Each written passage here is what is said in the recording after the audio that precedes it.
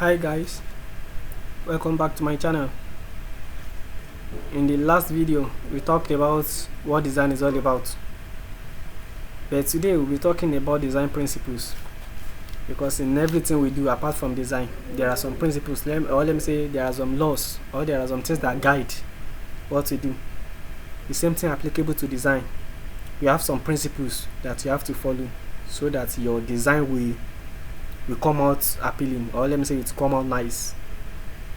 So a design is a pattern or a plan for developing an object. But in design too, there are principles of design that should be considered. You see, all these principles are what typically separates good designs from the bad ones. All these principles have a relationship between each other and appear in every design piece of work that you see around you. The first principle I'll be talking about is hierarchy. And like I said earlier, we have as many. Some classified it into 12, some 7, some 5. So as many as possible, but I will be talking about 5 in this video. The first one I'll be talking about is hierarchy. You see, hierarchy is the principle of arranging elements to show their order of importance, and it means organizing contents to follow natural high movement patterns. Once you understand how the human high process, you will find yourself better able to arrange your elements more effectively.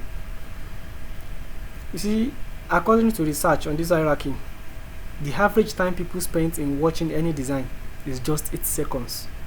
So that's why hierarchy is important, and we need to have it in mind that this time when creating a design and structure it correctly, all elements depend on their importance so that it gives the viewer the main information they need to know. As you can see in this image, you can see that the one in blue, I say it's wrong with the design that I put, just because the box, or let me say this rectangle, they are of the same size compared to the other one here that I marked correctly. You can see that the one at the top here is bigger than this, and bigger than this. So it shows that this one is of importance. And like I said, as human eye works, or let me say as human brain works, the one that is bigger will be more catchy. So that means that one is of more importance. It's not only hierarchy is not only applicable in shape like this, it can be in text too. The one that is bigger will be more catchy. That means it's more important, especially maybe when you are writing text, maybe your headings, it will be more bigger. So that one will be more catchy. So that's why hierarchy is more important in design, so that your work will be in order. The next one I'll be talking about is balance. Balance is one of the key principles of design, and balance simply means to hold in equilibrium. Balance in design covers how elements are weighed against each other on different sizes of the design to create completion and satisfaction. So your design composition should be balanced vertically, horizontally, and diagonally. Some classify this balance into 3. You see, first one is symmetrical balance, asymmetrical, and radial balance. But I'm not here to bother you more on theory, but I have to tell you this so that you have prior knowledge about this, how design works, and the principle that guides it, in case we enter the practical aspects. That's the UI UX that we are here for. This balance is used to add stability. It adds structure, create emphasis, and to create dynamics. As it's shown in this picture, you can see the one in blue here, they are all filled except this one here. It's stroke, it's not filled, it's white. So that means it's not balanced. That's why I cross it that it's wrong. This one is correct, because me looking at it, as you can see, like I said it's in equilibrium. Balance, it means to hold in equilibrium. The same thing applicable here. You can see it's balanced here. So that's balance on design. The next one to be talked about is alignment. Alignment is a design principle that refers lining up of text or graphics on a page. Sometimes you probably won't notice when the elements in a design are aligned, but you will almost definitely notice when they are not. You see, when things are wrong, you too will see with your mere eyes, because it will be catching. Your eyes will go there straight. It will go to where something is not aligned properly or where something is wrong. Like I explained earlier, that the hierarchy, the bigger ones, will be more catchy. The same thing applicable to alignment. When something are not aligned, or let me say when your design are not aligned properly, it's easy to detect that, okay, this design is not aligned, so that's wrong. You see, a design with poor alignment will look cluttered and unfinished. So alignment is very important in design because it keeps your documents and overall design pieces clear and cohesive. Without proper alignment, elements and your overall piece can appear disorganized and disarrayed. It is so important to understand how you can probably align elements so that all your design will look happy. As it's shown here too, you can see the one in blue. See, it's not aligned compared to the one here. You can see this one is straight.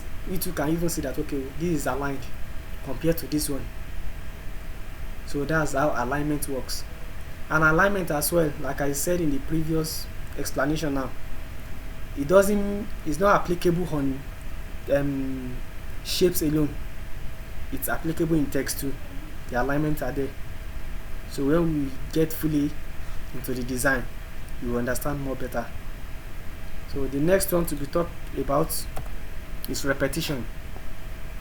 Repetition refers to the repeating of elements on a page. Whether it's repeating the font color for all your headings or adding a repetitive background pattern to your design. And you see, repetition not only makes a design consistent, it adds visual interest. Another way of thinking about repetition is consistency. That's why I need to explain just 5 out of these design principles, because there are some they mix this repetition and consistency together, though they work and they are related, because when we are talking about repetition, we still talk about consistency. That's why I said another way of thinking about repetition is consistency.